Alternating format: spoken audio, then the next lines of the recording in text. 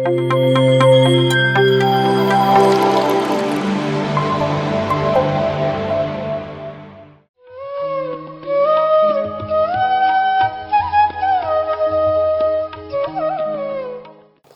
ನೀವೆಲ್ಲರೂ ಧ್ಯಾನ ಆರಂಭ ಮಾಡಿದಿರಿ, ಎಷ್ಟೋ ವರ್ಷಗಳಿಂದ ಧ್ಯಾನ ಮಾಡ್ತಾ ಇದ್ದೀರಿ. ಈಗ ಧ್ಯಾನ ಮಾಡಬೇಕು ಅಂತಾನೂ ಇದ್ದೀರಿ, ಇಲ್ಲ ರೆಗ್ಯುಲರ್ ಇಲ್ಲ ಇನ್ನ ರೆಗ್ಯುಲರ್ ಮಾಡಬೇಕು ಅಂತಾನೂ ಸಂಕಲ್ಪ ಮಾಡ್ಕೊಂಡವರಿದ್ದೀರಿ. ಎಲ್ಲರಿಗೂ ಒಂದೇ ಪ್ರಶ್ನೆ ಕೇಳ್ತೀನಿ, ನೀವು ಧ್ಯಾನ ಯಾಕೆ ಮಾಡ್ತೀರಿ?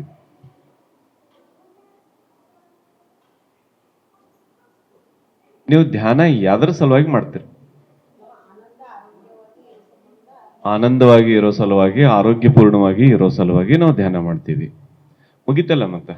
ಆನಂದ ಮನಸ್ಸಿಗೆ, ಆತ್ಮಕ್ಕೆ ಆಯ್ತು, ಮನಸ್ಸಿಗೆ ಸಂತೋಷ, ಆತ್ಮನಿಗೆ ಆನಂದ, ದೇಹಕ್ಕೆ ಆರೋಗ್ಯ. ದೇಹ ಅನಾರೋಗ್ಯಕ್ಕೆ ಯಾಕೆ ಈಡಾಕೈತಿ? ಯಾಕೆ ನಮಗೆ ರೋಗ ಬರ್ತಾವು? ನಾ ಧ್ಯಾನಕ್ಕೆ ಬಂದಾಗ ಕಿಸಾಗ 10 ಗುಳಿಗಿದೊಂದು ಪಾಕಿಟ್ ಇತ್ರಿ. ಗುರುಗಳು ಕುಂತು ಹೇಳಿದ್ರು, ನೋ ಮೆಡಿಸಿನ್ ನೋ ಡಾಕ್ಟರ್, ಗೋಲಿಗೂ ಗೋಲಿ ಮಾರೋ. ಅಲ್ಲ ಅವನು ಅಂದೆ, ನಾನು ಅಂತವರೇ, ಎಂತ ಗುರುನು ಅಂತ ಶಿಷ್ಯನ ಅಂದ ಗೋಲಿಗೂ ಗೋಲಿ ಮಾರ ನೀ ಮತ್ತ ಮುಗಿಸ್ಬಿಟ್ನಿ. ಖಲಾಸ್ ಮುಗಿಸ್ಬಿಟ್ನಿ ಅಂದ್ರೆ ತಗೋಲಿಲ್ಲ, ಅದನ್ನ ಆ ಕಡೆ ದಾಟಿಸ್ಬಿಟ್ನಿ.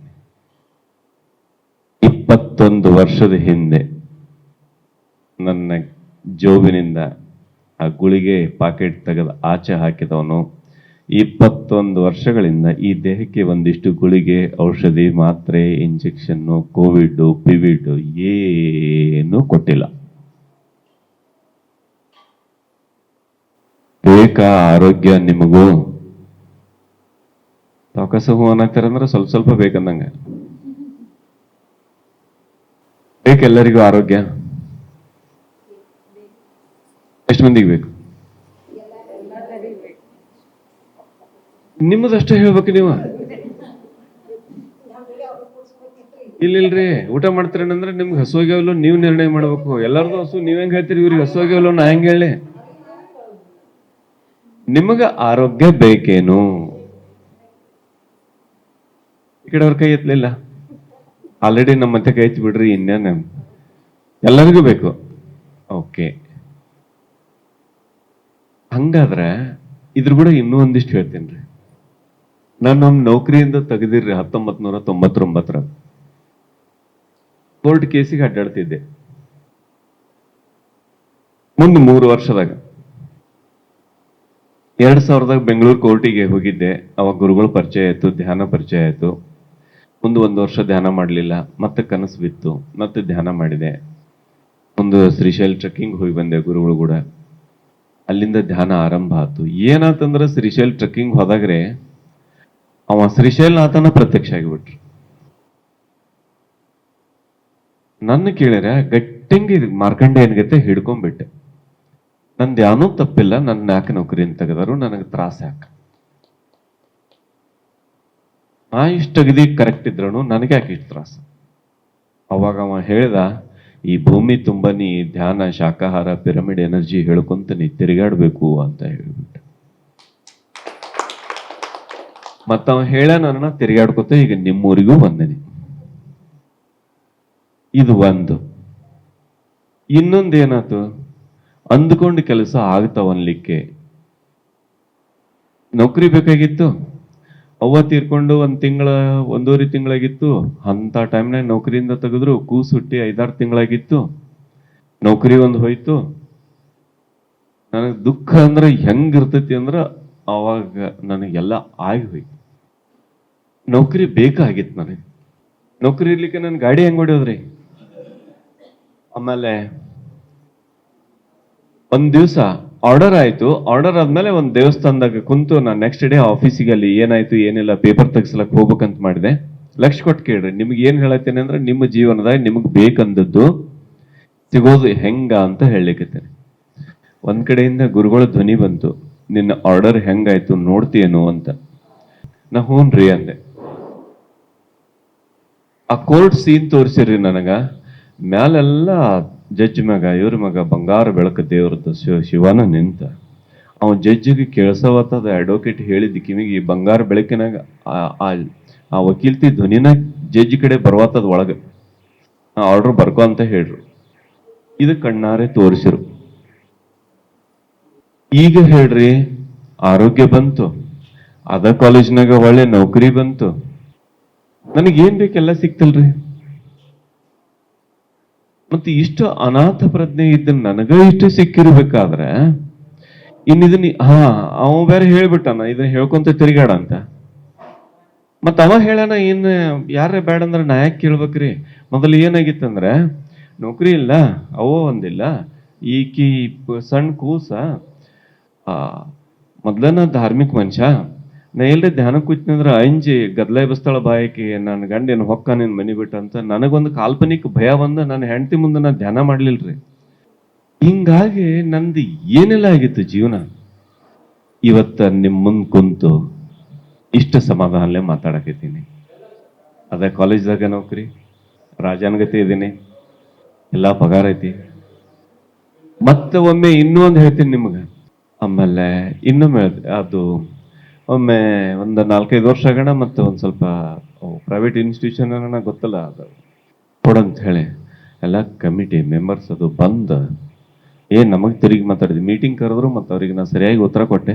ನಮಗ್ ತಿರುಗಿ ಮಾತಾಡ್ತೀನಿ ನಡೀನಿ ಅಂದ್ರೆ ಅಟ್ಟಿ ಹಿಡ್ದು ನನ್ನ ಕಾಲೇಜ್ನಂದು ಹೊರಗೆ ಹಾಕಕ್ ತಗೊಂಡ ಬಂದ್ರಿ. ಹುಡುಗರೆಲ್ಲ ಹಿಂಗ್ ನಿಂತು ನೋಡಕತ್ರು.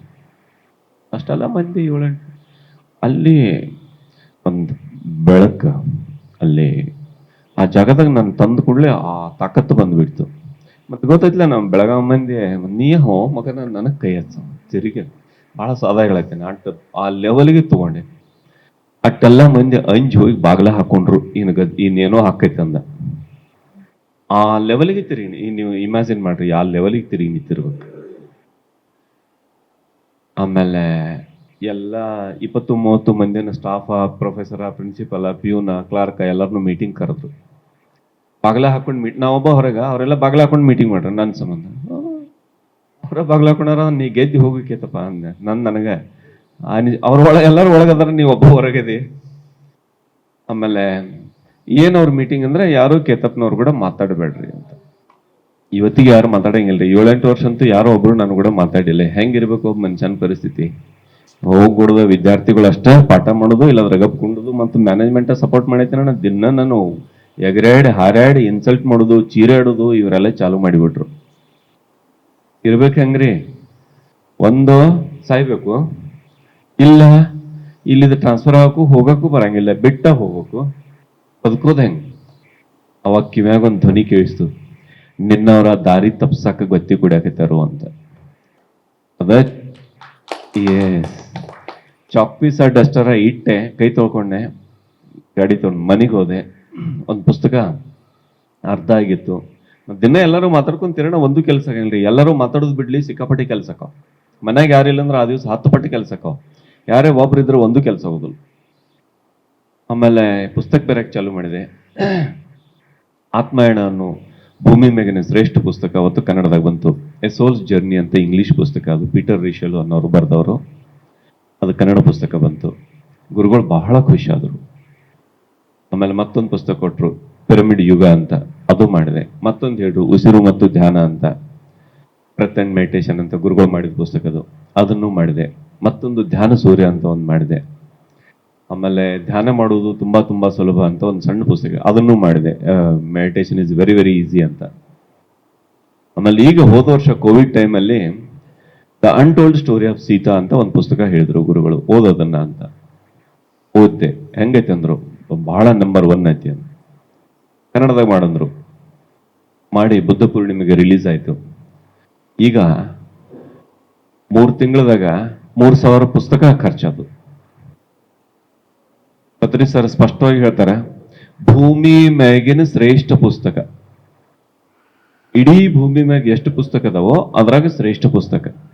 ಅವ್ರು ಹೇಳ್ತಾರೆ, ಕರ್ನಾಟಕದ ಪ್ರತಿಯೊಬ್ಬರ ಮನೆಯೊಳಗೆ ಈ ಪುಸ್ತಕ ಇರ್ತೈತಿ. ಇನ್ ಫ್ಯೂಚರ್ ಭಾರತದ ಎಲ್ಲಾ ಭಾಷೆಗಳಲ್ಲಿ ಎಲ್ಲರ ಮನೆಯಲ್ಲಿ ಈ ಪುಸ್ತಕ ಇರ್ತೈತಿ. ಪ್ರಪಂಚದ ಎಲ್ಲರ ಮನೆಯೊಳಗೂ ಈ ಪುಸ್ತಕ ಇರ್ತೈತಿ. ಅಂತ ಪುಸ್ತಕ. ಇವು ಕಾಲೇಜ್ದಾಗ ಎಲ್ಲರೂ ನನ್ ಕೂಡ ಮಾತಾಡ್ಕೊಂತ ಇದ್ರೆ ಈ ಕೆಲಸ ಹಾಕಿದ್ದು ರೀ. ಮತ್ತೆ ಅಂತದ್ರಾಗ ಕೋವಿಡ್ ಬಂದ ಬಳಿಕ ಕಾಲೇಜ್ಗೊಂದು ಹೋಗೋದಿಲ್ಲ. ಮತ್ತೆ ಅವಾಗ ಶಿವ ಹೇಳಿದ್ರಿ, ನೀವ್ ಇಡೀ ಭೂಮಿನ ತಿರುಗು ಅಂತ. ಕೋವಿಡ್ ಬಂದ್ ಕೂಡಲೇ ಭೂಮಿನ ನಮ್ಮ ಮುಂದೆ ತಿರುಗಾಡಕ್ ಹೆತ್ತು. ಇವತ್ತು ಈ ಉತ್ತರ ಭಾರತ ಗುಜರಾತ್ಗೆ ಪಾಠ ಮಾಡ್ರಿ, ಧ್ಯಾನ ಹೇಳ್ರಿ ಅಂದ್ರೆ ಮೊಬೈಲ್ ಚಾಲೂ ಮಾಡೋದು, ಝೂಮ್ ಆನ್ ಮಾಡೋದು, ಗುಜರಾತ್. ಎಲ್ಲಿ ದಿಲ್ಲಿ, ಕಲ್ಕತ್ತಾ, ಎಲ್ಲಿ ಇಲ್ಲಿ ಬೇಕು, ಎಲ್ಲಿ ಬೆಂಗಳೂರು ಬೇಕು, ತಗೋರೆ. ಇಲ್ರಿ ನಾವೆಲ್ಲ ಬೇರೆ ಬೇರೆ ಕಡೆದವ್ರು ಎಲ್ಲರೂ ಕೂಡಿದೀವಿ, ತಗೋರೆ. ಈಗೂ ಸದ್ದ ಎಲ್ಲಿ ಅಮೆರಿಕ, ತಗೋರೆ. ಎಲ್ಲಿ ಇನ್ನೊಂದು ಯಾವ್ದು ಸಿಂಗಾಪುರ್, ತಗೋರೆ. ಎಲ್ಲಿ ಹೋಗೋದಿಲ್ಲ, ಬರೋದಿಲ್ಲ, ಖರ್ಚಿಲ್ಲ, ಏನಿಲ್ಲ. ಝೂಮ್ ಆನ್ ಮಾಡ್ರಿ, ನಿಮ್ ಮನ್ಯಾಗ ನಾವ, ನಮ್ಮ ಮನ್ಯಾಗ ನೀವ, ನಡ್ರಿ. ಹಿಂಗ ಧ್ಯಾನ ಪ್ರಚಾರ ಆಯ್ತು. ಇಷ್ಟೆಲ್ಲ ಸಿಕ್ಕಾಗ 4 ಮಂದಿಗೆ ನಾ ಯಾಕೆ ಹೇಳ್ಬಾರ್ದ್ರಿ? ಮೊದಲು ನನ್ನ ಹೆಂಡತಿ ಧ್ಯಾನ ಮಾಡ್ತಿರ್ಲಿಲ್ಲ. ಸಾಧಾರಣ 10 ವರ್ಷ ಆಗುತ್ತಕ್ಕ ಗುದ್ದಾಡ್ಲಿ ಇನ್ನೇನ್ ಕೆಲಸ ಆಗುದಿಲ್ಲ ನಮ್ಗೆ ಗೊತ್ತಾತು, ಧ್ಯಾನ ಮಾಡಕತ್ತು. ಮತ್ತ ಮಗನ ಅವು ಹೇಳ್ದಂಗ ಅವನು ಈಗ 10 ವರ್ಷ ಆತು ಧ್ಯಾನ ಮಾಡ್ಲಿಕ್ಕತ್ತ. ಇವತ್ತು ಮನಿ ಧ್ಯಾನ ಮನಿ. ಲಕ್ಷ ಕೊಡ್ರಿ. ಇಷ್ಟು ನೀವು ಒಂದೀಟ್ ಸಪ್ಪಳದ್ರ ಆ ಕಡೆ ಲಕ್ಷ ಕೊಡ್ತೀರಂದ್ರೆ ನಿಮಗೆ ಆತ್ಮಜ್ಞಾನನ ಬೇಡ ಅಂತ, ನಿಮ್ಗೆ ಬೇರೆ ಏನಾರೇ ಮಜಾ ಬೇಕು. ಒಟ್ಟೆ ಪ್ರಪಂಚ ಪ್ರಳಯ ಆಗ್ಲಿ, ಅಲ್ಲಿ ಏನಾಗ್ತೈತೆ ಆಗ್ಲಿ, ಒಮ್ಮೆ ನೀವು ಆ ಆತ್ಮದ ವಿಷಯ ಕೇಳಕ್ ಹತ್ತೀರಿ ಅಂದ್ರೆ ಆ ಕಡೆ ಏನು ಬೇಕಾದ್ರಾಗ್ಲಿ ಒಂದಿಷ್ಟು ವಿಚಲಿತ ಆಗ್ಬಾರ್ದು. ನೀನ್ ಇಷ್ಟಕ್ಕೆಲ್ಲ ತಿರುಗಿ ನೋಡಿದ್ರೆ ನೀವು ಒಳಗ್ ಹೋಗೋರ್ ಹೆಂಗ? ಕಣ್ಣು ತೆಗೆದ ಮುಂದ್ ಕೂತ್ ನೋಡಕ್ಕಾಗತ್. ನೀವು ಕಣ್ಣು ಮುಚ್ಚಿ ಒಳಗೆ ಹೋಗ್ತೀರಿ.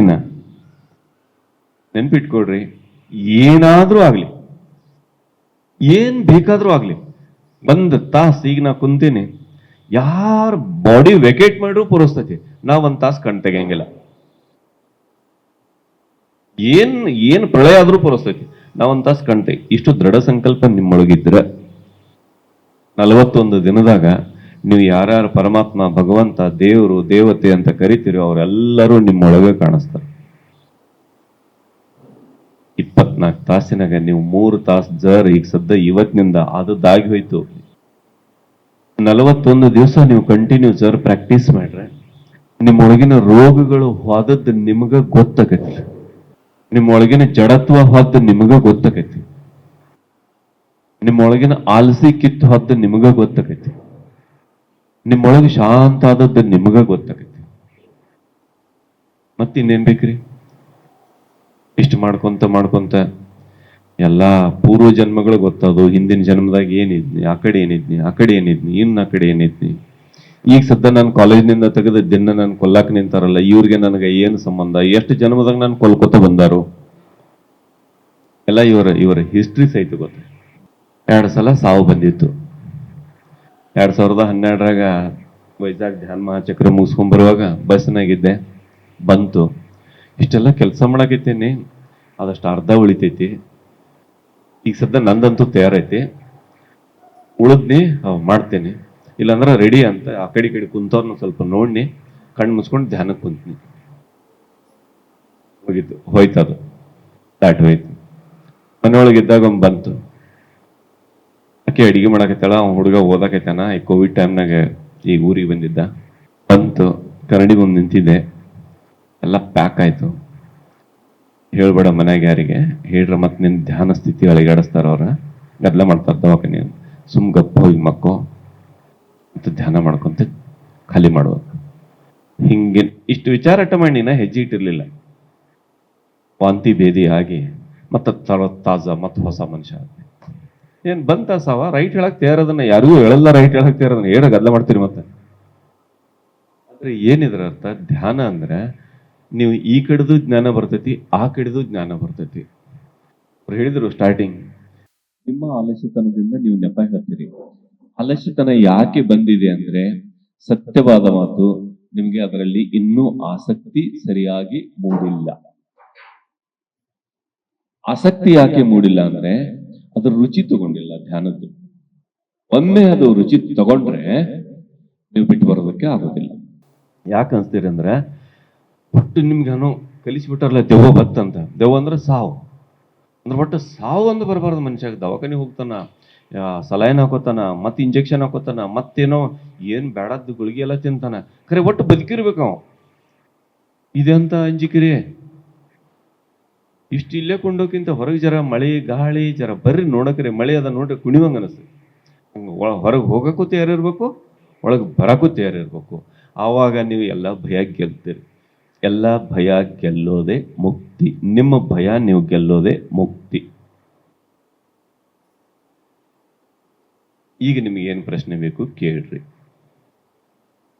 ಇಷ್ಟಾಗಿ ನೀವು ಧ್ಯಾನ ಹಿಡ್ಕೊಲಿಕ್ಕ ಇನ್ನ ನನ್ನ ಕೆಲಸ ಆಯಿತು. PMC ಕನ್ನಡ ಚಾನೆಲ್ ಅನ್ನು ಲೈಕ್ ಮಾಡಿ, ಶೇರ್ ಮಾಡಿ, ಸಬ್ಸ್ಕ್ರೈಬ್ ಮಾಡಿ ಮತ್ತು ಮಾಡಿಸಿ. ಎಲ್ಲರಿಗೂ ಧನ್ಯವಾದಗಳು.